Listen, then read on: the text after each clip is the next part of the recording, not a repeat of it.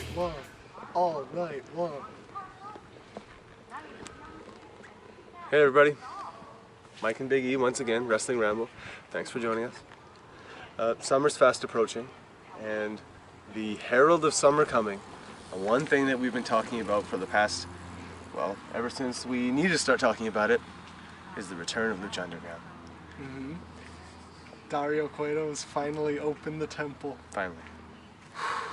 And they put on a hell of a main event. They absolutely did. And it went all night long. That's right.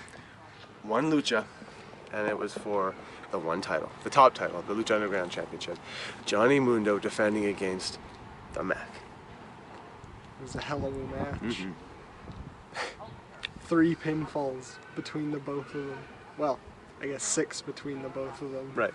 3 each. And Mac was just a heartbeat away, half a heartbeat away, yeah, from taking the gold right out of Mr. Worldwide's hands. But it was a heartbeat away. The buzzer sounded. Dario Cueto was summoned from his office a couple of times. First for some beer.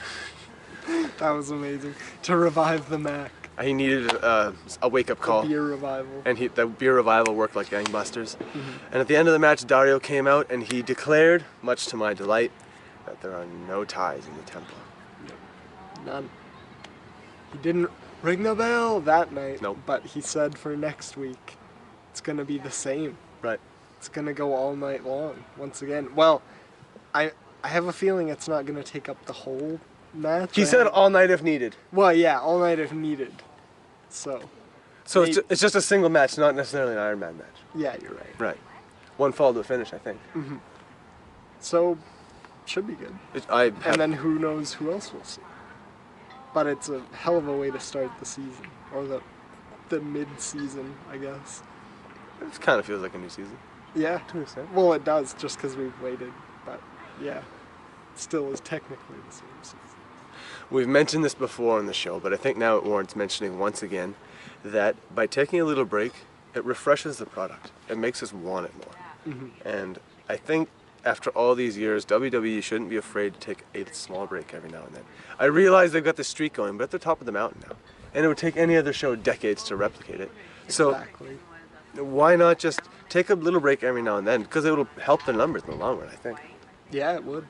Sometimes the amount of content is like overwhelming, especially come like takeover and like a pay-per-view time, and then there's 205 Live and Raw and Talking Smack and SmackDown and basically the 7 UK days a week, show and NXT non-stop. We're not hurting for content of any kind these days. Media, you can watch whatever you want. Absolutely, media of all kinds is in an all-time abundance. Plentiful, readily available, and cheap as well, or near free as can be. $9.99. That's on right. The WWE Network. Order today. The WWE Network and Associates, they had their own, of course, offerings this week, just like the Temple did. And WWE did a pretty decent job this week with the programming. Couldn't complain too much. No. Highlight of the week from WWE programming for you, Big Man? I mean, it came out of left field. Dolph Ziggler. Doing it. That's right. Catching the phenomenal one with a super kick on SmackDown Live. And just dropping it right there on the mat, 1, 2, 3. There seemed to be some kind of dispute about the finish, but to me it seemed pretty definitive. Yeah, it did. No foot near the ropes there. AJ was a victim of the hometown curse. That's right. He'll get his win back sooner or later. Oh yeah. Probably sooner. Yeah. But for now, Dolph... He's like, I want a re, goddammit. He wants that re immediately. AJ is a gamer, and he plays fighting games, so I'm sure he would want a re right away. Salty re. Salty re. From what I understand, apparently AJ is facing Seth Rollins tonight for the Madden title. I don't know if I'm that. Oh. That's right. Who's going to be the champ? I don't know. These two men haven't yet faced in a WWE ring, but at least this... Have they faced in on the Madden fields? I don't think they have there either. So this will be their first head-to-head in anything WWE related. So we'll see how it goes. Let's talk about other things we saw this week. My personal highlight from WWE programming was the triple threat match on Raw. Bray Wyatt, Finn Balor, Oh, and Samoa Joey Joe. Samoa. That's right. All three men looked extremely impressive.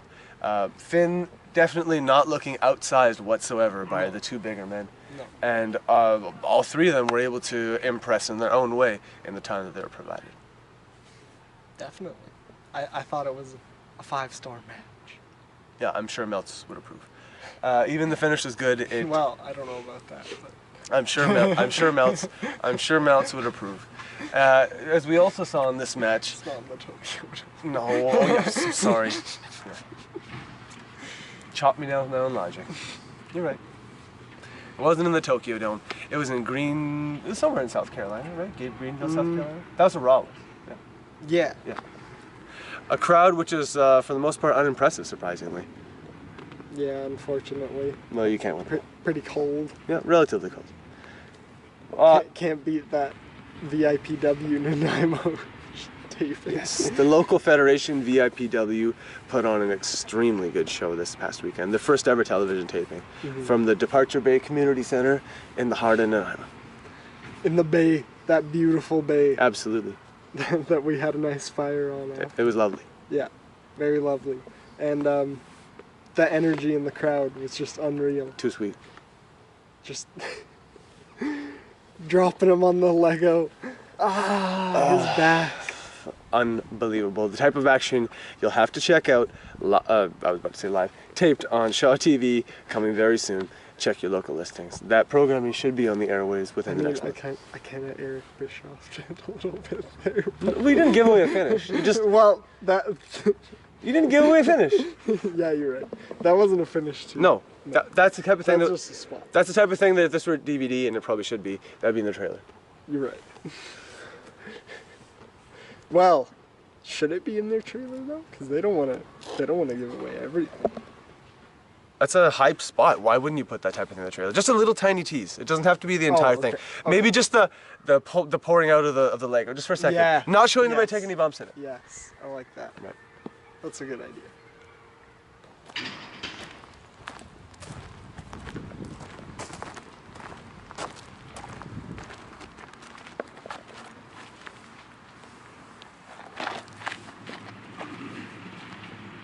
Little Caesars deep dish pizza. Order now. Available hot and ready in most locations. Only $11.99. That's not bad. You can get a half and half. That's right. With Half triple meat. half pepperoni. Best of both worlds. Or get a hot and ready. Choose from a variety of different choices. Available anytime. Open to close. Little Caesars. Well, return of Lucha Underground. Once again, our eyes are drawn to the dank, rusty edges of the temple in Boyle Let down Heights. slow. Where's the prince? Where is the prince? I'm not sure. Well, he's in New Japan Pro Wrestling. But anyway, Kayfabe. everybody else in the temple. Wouldn't it be funny if the Young Bucks were in Lucha Underground? Oh my goodness, yeah. They'd fit. Where was Jack Evans? I almost expected him to run in as well on I'm that surprised match. you didn't. Just PJ Black and the Superfan. Yeah, the super fan. The deadly Ricky super Mandel, fan.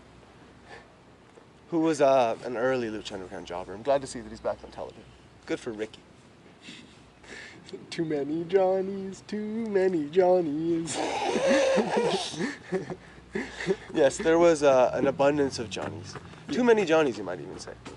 But that, among with the fact that Lucha Underground presents things like a crazy psycho killer locked in a meat closet, a man with a power glove. Tommaso Ciampa. I was talking about Lucha Underground. Yeah, I know. But you're not wrong. You're not wrong. They also have a man from space. They have a woman who commands a legion of snake cultists. We have a guy who claims to be an actual literal dragon. Actually, two guys who claim to be literal actual dragons. Being dog. Yep. Oh, and the snakes, yes, I mentioned them. We have a rabbit-worshipping drug family. We have a plethora of crazy characters that couldn't possibly ever be taken seriously in WWE's programming. But I draw attention to them because they're so incredibly different from what you see typically in wrestling presentation of any kind, television or otherwise. The kayfabe is alive and well in Lucha Underground. For the most part, yeah. And, I mean, gotta give full credit to Vampiro and Matt Stryker. When he's not potatoing people. Well, yeah, so for that. But overall, good selling. Absolutely. Very good selling. Extremely enthusiastic and knowledgeable about the product. And it really enhances the show. It immerses the viewer just as much, sometimes even more, than the action in the ring. Sometimes the action in the ring is something relatively mundane, or maybe it's something that we've seen many times before.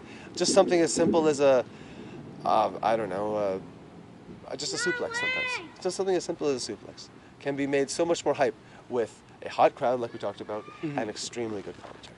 Definitely. Anything else you wanted to mention about the temple before we sign off for the evening? Nothing other than I hope we get to see a little Pentagon Dark next week. I hope so. Perhaps. I hope so. Perhaps a little Aerostar, a little trios action. That'd be fantastic, yes. Yeah. But I mean, who knows? I'm itching for more already. I watched that first episode and I'm like, Just 6 more nights and Lucha will be right back on program. 6 more long, gruesome nights. As Matt Stryker so eloquently put it. With that being For the said, Mac to get his rematch. he'll get his rematch, absolutely. First and foremost on Lucha Underground next week. Return of the Mac. It's real. The fans are chanting Return of the Mac. Return of the Mac, that's fantastic. But just quickly to summarize before we sign off for the week. NXT was, for the most part, unremarkable.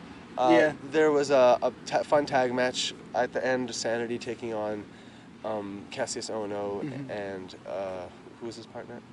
Roderick Strong, which is pretty cool. And that was pretty much the only thing noteworthy. Even Andrade beating a jobber wasn't that noteworthy. No. But didn't Tommaso Ciampa cut a little promo? Yes, that's right. That was good. That's right. Last thing. Tommaso Ciampa and his promo. This week on NXT programming, extremely passionate.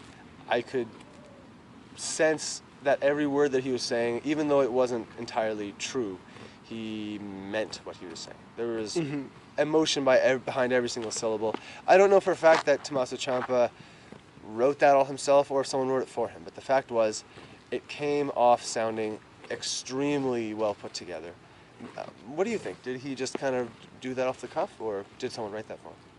I feel like he probably just did it off the cuff. The whole 'cause thing? It went on for quite a while. So I was like, if someone wrote that, they'd have to really get in depth. I don't know. It almost felt too, like, of course there's a lot of passion behind it and everything, but it almost felt too, like the things he was saying were almost too simple to be like, have written down and like thought out in advance kind of thing. Right. If that makes any sense. No, I think I know what you mean. Yeah. Yeah.